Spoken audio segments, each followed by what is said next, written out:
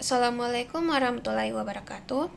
Perkenalkan, nama saya Najma Nabila Salam dengan NIM F0812410004.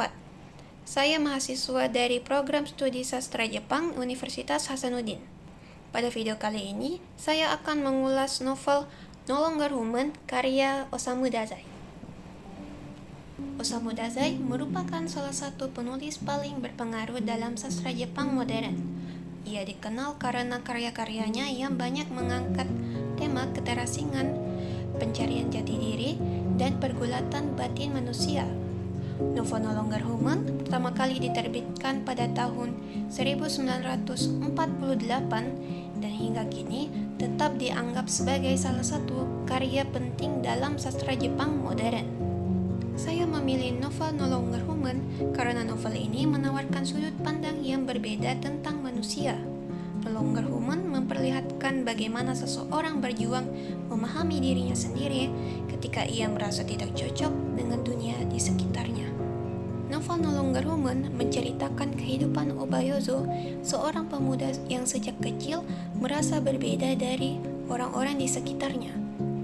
Ia kesulitan memahami manusia dan merasa terasing dari lingkungan sosialnya. Karena takut ditolak, Yozo menyembunyikan perasaan yang sebenarnya di balik candaan dan senyum yang dibuat-buat.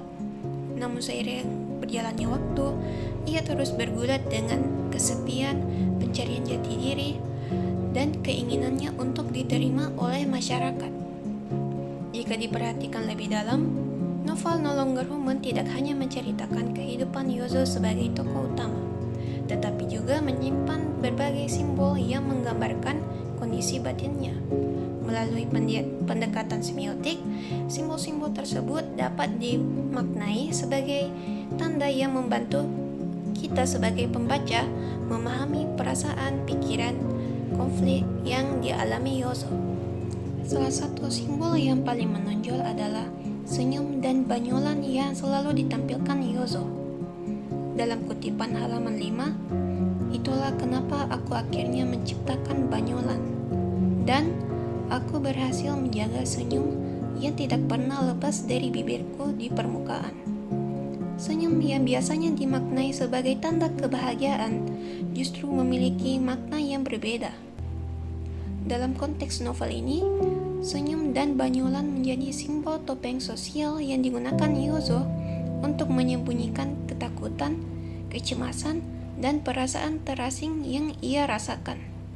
Selain itu, terdapat kutipan pada halaman yang sama. Yang kurasakan adalah serangan keresahan dan kengerian akibat pikiran bahwa akulah satu-satunya orang yang sama sekali tidak seperti orang lain. Kutipan ini dapat dimaknai sebagai tanda krisis identitas yang dialami Yozo. Ia merasa dirinya berbeda dari masyarakat, sehingga tidak mampu membangun hubungan yang wajar dengan orang lain. Simbol penting lainnya yaitu lukisan. Hal ini terlihat dalam kutipan pada halaman 26. Lukisanku sangat menyayat hatiku, bahkan sampai membuatku sendiri terpana. Inilah sosok sejati diriku yang berusaha kusembunyikan. Lukisan dalam novel berfungsi sebagai simbol kejujuran diri.